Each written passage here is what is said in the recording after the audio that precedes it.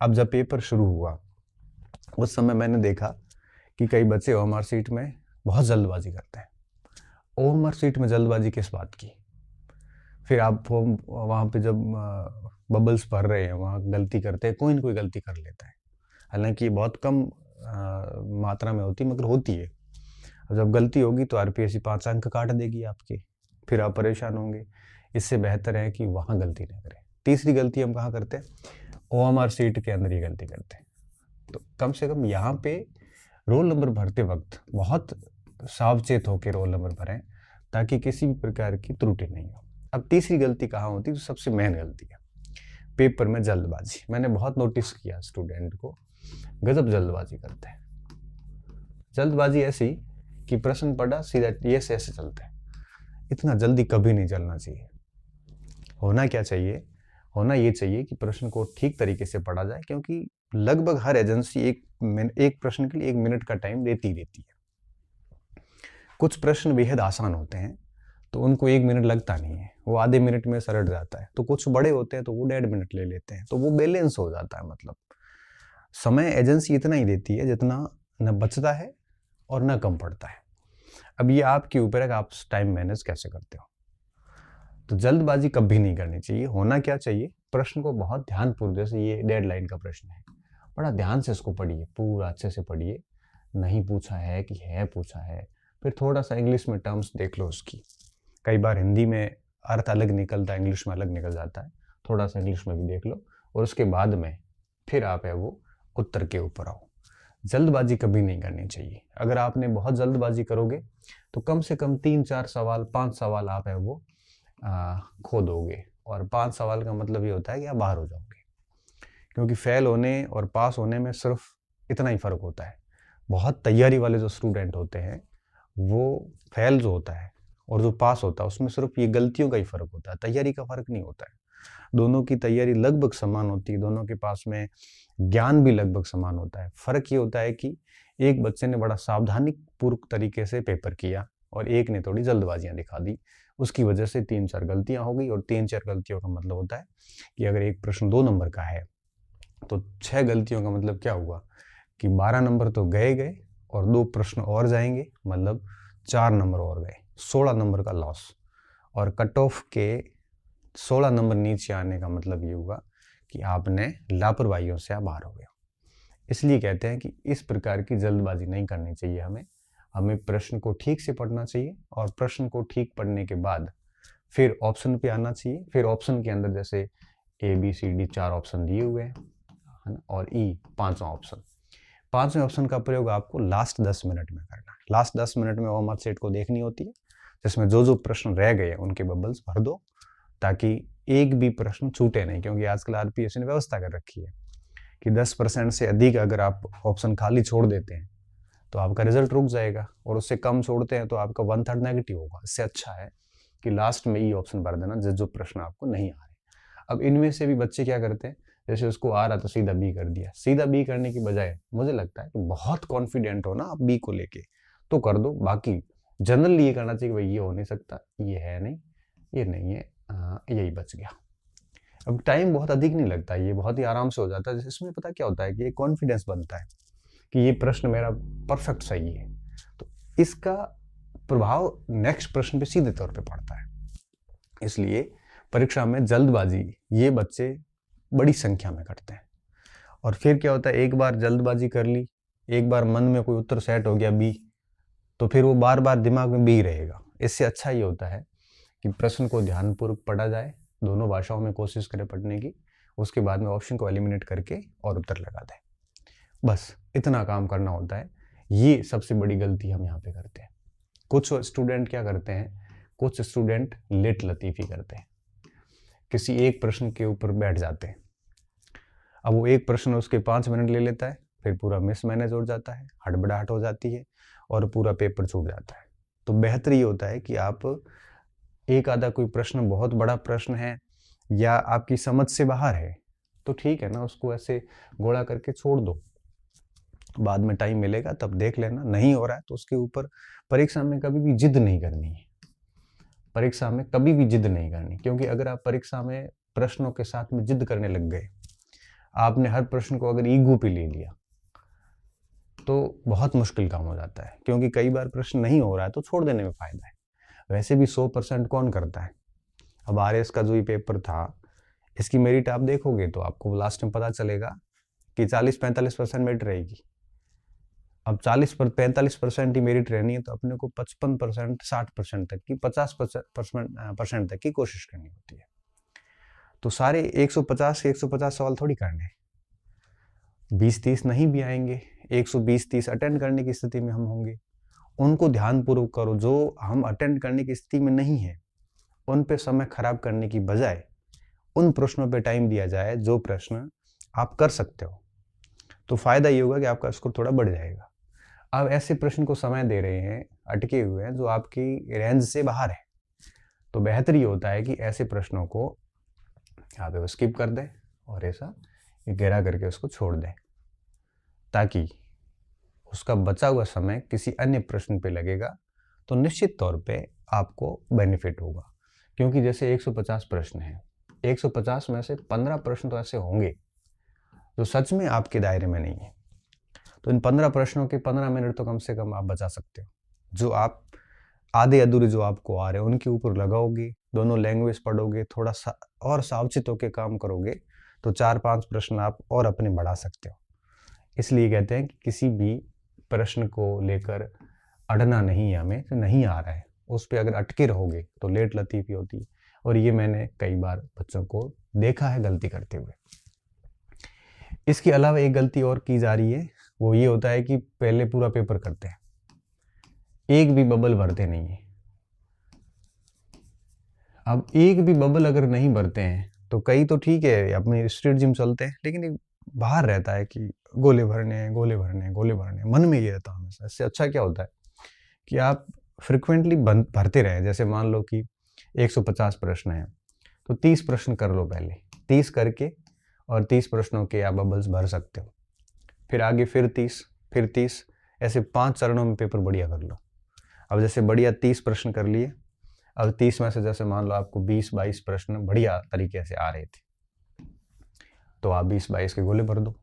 फिर इसमें आपको लग गया कि 4 से 5 प्रश्न कन्फर्म नहीं आ रहे, वो बिल्कुल छोड़ दो, गोले कर दो कि ये करना ही नहीं है। पीछे कितने बचे, अब जैसे 22 और 5 27, 3-4 सवाल बचे, इनको अभी छोड़ दो, लास्ट में देखेंगे।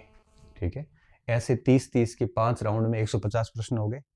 अब 150 प्रश्न के बाद स्थिति ये बनेगी कि आपके डिस्कशन के लिए 3-4 का मतलब 3 राउंड में, अगर मान लो 5 राउंड में पेपर किया तो 20 एक सवाल ऐसे जिनको आपको वापस देखने की आवश्यकता है, और 25 एक सवाल ऐसे हैं या 20 एक सवाल ऐसे हैं जो कंप्लीट आप कर नहीं पा रहे, उनको छोड़ दो। अब वो टाइम बचेगा उस 20 प्रश्नों के ऊपर, उसकी दोनों भाषाएं पकड़ो, उसको आसपास से चेक करो और ऐसे करके उन प्रश्नों को अटेंड करने की कोशिश कर लो। इससे पता है क्या होता है कि दिमाग पे बिल्कुल दबाव नहीं रहता। मैं ऐसे करता था, मेरा ये रहता था कि जैसे 100 प्रश्न आए तो जैसे पहले 20 प्रश्न किए, पहले पेपर पे कर लिए, पेपर पे करने के बाद में वापस होमवर्क शीट पे आया, फिर एक एक प्रश्न को वापस पढ़ के, और 20 में से जैसे मान लो 15 आ रहे थे तो 15 परफेक्ट कर दिए। जैसे 2 परफेक्ट ही नहीं आ रहे थे, वो घेरे कर दिए, उस पर माथापूरी नहीं करनी है। और 3 प्रश्न है जिसके ऊपर मुझे वापस सोचना है, तो उन तीनों को फिर ऐसे डबल टिक करके रखता था कि बाद में देखेंगे ऐसे। इसको ऐसे करते करते 5 चरणों में 100 प्रश्न हो गए, सभी के गोले हो गए। अभी ये जो ऐसे डबल टिक वाले प्रश्न थे उनके ऊपर एक बार फिर माथापूरी करी सारी, और उसके बाद में उनमें से कुछ कर लिए, कुछ छोड़ दिए, और फिर जो बिल्कुल गहरा किया था उसको भी एक बार वापस देखा, हिंदी इंग्लिश दोनों में। फिर लगा कि भाई इनमें से कोई गुंजाइश नहीं है, पेपर पूरा हो गया। तो बड़े आराम से पेपर हो जाता है। और जो जैसे 20 में से मैंने 15 किए, वो 15 ही मैंने पूरा चेक कर लिया, भाई प्रश्न ये है पूछा जा रहा है, इसका ये आंसर है, हिंदी भी ठीक है, इंग्लिश ठीक है, ये सी है इसका, और ये पहला प्रश्न होमवर्क शीट में ये सी भर दिया, बिल्कुल कंफर्म हो गया। इस तरह से करते हैं तो ठीक रहता है। बाकी क्या, अगर आप पूरा 150 के 150 विकल्प भरने पड़े अभी, तो बाद में गोले भरने में अगर 1-2 गलतियां करोगे बहुत दिक्कत आती है बाद में। फिर शेष जब 10 मिनट का टाइम एक्स्ट्रा दिया जाता है, उस समय आप पूरी होमवर्क शीट देख लो, जो जो छूटे हुए हैं उनका ई भर दो, ई विकल्प, और उसके साथ ही आपका 5वां विकल्प की टेंशन भी खत्म हो जाएगी और सीधा सीधा आपके 150 सवालों में एक आपको सेटिस्फेक्शन मिल जाएगा कि हाँ, ये सारी चीज़ें जो है वो कंप्लीटली हो चुकी है। टाइम मैनेजमेंट भी बना रहेगा, ठीक से पढ़ को भी उत्तर दोगे। ऐसी स्थिति में एरर बहुत कम होती है। तो कम से कम परीक्षा हॉल के अंदर इन चीज़ों का आपको विशेष तौर पे ध्यान रखना चाहिए। क्योंकि मैं देख रहा था अभी इन दिनों भी वीक्षक के रूप में खड़े होते हैं या फिर बच्चों को नोटिस करते हैं, क्योंकि घूमते घूमते ये चीज़ें तो नज़र में आ जाती है कि लास्ट में जो मार्कशीट ले रहे होते हैं, सर मेरे गोले भरने बाकी पड़े हैं, कोई कहता है सर मुझे 2 मिनट का एक्स्ट्रा टाइम तो कहाँ मिलता है, नियमानुसार ही चलना पड़ता है। कोई है वो सीधे टिक कर रहा है, ऐसे दिख रहा है, मतलब मुझे लगता है कि इन चीज़ों पे हमें काम करना चाहिए। हम कितने भी इंटेलिजेंट क्यों नहीं हैं, 2 साल 3 साल की तैयारी को इन 3 घंटों में परखा जा रहा है। 3 साल की तैयारी इन 3 घंटों के अंदर परिणाम बढ़िया भी दे सकती है, बर्बाद भी कर सकती है। इसलिए कहते हैं कि इन 3 घंटों का जो आपका परीक्षा हॉल का व्यवहार है, ये बड़ा शानदार होना चाहिए। अब इस तरह से पेपर करिएगा, इसमें कहीं दिक्कत नहीं आती है। पेपर टफ है तो 30 में से 15 ही सही हो पाएंगे, सीधी सी बात है। तो टफ है तो मेरिट भी नीचे आएगी, क्योंकि वो सबके लिए टफ है, केवल आपके लिए तो नहीं है। ऐसा नहीं, कई स्टूडेंट ऐसे मैंने देखे जो मतलब पेपर की साइकोलॉजी को समझ ही नहीं रहे, उनको लग रहा टफ है, मेरी टफ है, वो फिर सारी रिस्क लेके करने की कोशिश करता है। वैसे तुक्के लगाने से तो क्या होगा, टफ है तो सबके लिए, तुक्के लगाने से तो आपके सही होंगे नहीं। इससे बेहतर ये है कि बहुत कैलकुलेटेड रिस्क लिए जाए और हर एक प्रश्न को ठीक तरीके से पढ़ के आंसर दिया जाए। और मैंने जो ये पैटर्न बताया, इस तरह से अगर पेपर करा जाए तो मुझे लगता है कि पेपर में आपके कम से कम 3-4 सवाल बढ़ाए जा सकते हैं। और 3-4 सवाल एक कॉम्पिटिटर के लिए, एक अभ्यर्थी के लिए क्या मायने रखते हैं इस कंपटीशन के दौर में, आप इससे भलीभांति परिचित हैं। और पेपर होने के बाद जब मैंने पेपर को पढ़ा तो उसके बाद आरपीएससी के बदलते परीक्षा पैटर्न को लेके जो मेरे कुछ निष्कर्ष है, उसमें मैं एक सेशन छोटा सा 15-20 मिनट का आगे और लूँगा। ठीक है, बहुत बहुत धन्यवाद विद्यार्थियों। अच्छे रहिए, मस्त रहिए, पढ़ते रहिए। और इस तरह से ये केवल चीज़ें पेपर परीक्षा हॉल में इसको लागू करने के लिए अभी भी आप प्रैक्टिस करते हुए कहीं टेस्ट दे रहे हैं तो इस पैटर्न्स को अभी भी फॉलो करना शुरू कर दें। इस पैटर्न से अगर आप 10-15 पेपर कर लेंगे ना स्टार्टिंग से, तो परीक्षा हॉल में यही पैटर्न आप आराम से अपना सकोगे। और मैं आपको एक बात बताऊं कि हम लोग, मैं मेरी बात करता हूं, परीक्षा जब होती थी कि जैसे मान लो 20 तारीख को परीक्षा है, तो हम 2 महीने पहले परीक्षा के उस टाइम सोना भी दिन में बंद कर देते थे। मान लो जैसे हम दिन में 3 बजे सो रहे थे और हमें लगा कि दिन में 2 से 5 परीक्षा है, तो हमने ऐसा नियम बना लिया था कि परीक्षा से 1 महीने 2 महीने पहले 2 से 5 डेली टेबल पे पढ़ेंगे, आदत डाल दी। उस समय चाय छोड़ दी ताकि परीक्षा हॉल में चाय की वहाँ तलब लगे और सिर दर्द हो, ऐसा स्थिति नहीं हो जाए। दिन में डेली आप 2 से 5 सो रहे हो, 2 से 3 सो रहे हो, 1 घंटा भी सो रहे हो, तो परीक्षा हॉल में उस समय आपको नींद आने लग जाएगी।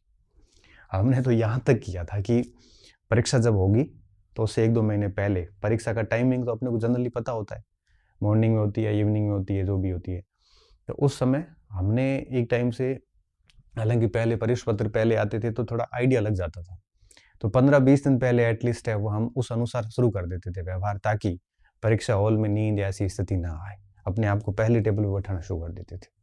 तो ये चीज़ें बहुत ज़रूरी होती है, उस समय मस्तिष्क एक्टिव होगा, क्योंकि शरीर को आप जिस आदत में डालोगे शरीर वैसा हो जाएगा। अब आप दिन में उस समय सो रहे हैं जिस समय फिर परीक्षा होगी, तो फिर थोड़ी सी आंखों में नींद जैसी स्थितियाँ हैं वो बनती है। मुझे याद है 2014 में जब मैं आईएएस मेंस देने गया था, तो ये बात मैंने पहली बार उसके बाद अपनाई थी। हुआ क्या कि मैं 5-1 बजे के आसपास चाय पीता था, डेली आदत थी, 3:30 4 से 5 के बीच में। उस दिन क्या हुआ, मेंस का पेपर, सेकंड पेपर जो 2 से 5 के बीच में होता है, या शायद हाँ 2 से 5। अब 4 बजते ही मेरे को ऐसे लगने लगा चाय पीनी है। अब आप सोचिए कि नींद का भी टाइम, नींद से उठ के चाय पीते थे, ये एक आदत सी बनी हुई थी। और सेकंड पेपर में बहुत दिक्कत आई। तब तय कर लिया था कि भविष्य में जब भी कभी परीक्षा होगी तो उससे 1 महीने पहले दिनचर्या वैसी व्यवस्थित कर देंगे ताकि परीक्षा के टाइम में चाय नींद जैसी कोई स्थिति ना हो। तो परीक्षा हॉल के लिए छोटे छोटे प्रयास पहले से शुरू करने पड़ते हैं। अभी ये जैसे मैं बता रहा हूँ कि जल्दबाजी नहीं करनी है, लेट लतीफी भी नहीं करनी है, गुड़ है वो जैसे 30-30 या 20-20 के स्लॉट में भरने हैं, ओएमआर सीट रोल नंबर को प्रॉपर तरीके से व्यवस्थित करना है, समय पर पहुंचना है। ये बातें आपको पहले से अपने आप में लागू करनी पड़ेगी। आप अपन डेढ़ होशियारी में नहीं रह सकते, हम ओवर स्मार्ट नहीं बन सकते, गलत फहमियों में नहीं रह सकते। अब आप टेस्ट सीरीज दे रहे हो तो उसमें अगर इन चीज़ों को फॉलो करना शुरू कर दोगे ना, तो निश्चित तौर पे वो चीज़ें आपके परीक्षा तक आपके आदत में आ जाएगी। फिर अपने आप ही परीक्षा हॉल में आप ऐसे ही करोगे, आपको लागू करने की ज़रूरत पड़ेगी नहीं। ठीक है, पुनः धन्यवाद। अच्छे से पढ़िए, मेहनत करिए और इसको अभी से लागू करने का प्रयास करिए। और हाँ, अगर आप इससे बेहतर कर रहे हैं तो ठीक है, उसको आप चलने दीजिए। एक और सत्र लूँगा जिसमें बताएंगे कि आरपीएससी के बदलते पैटर्न पे हमें अपनी रणनीति को कैसे सेट करना है। ठीक है, पुनः धन्यवाद आपको। उम्मीद कर रहा हूँ ये सेशन आपके लिए फ़ायदेमंद होगा।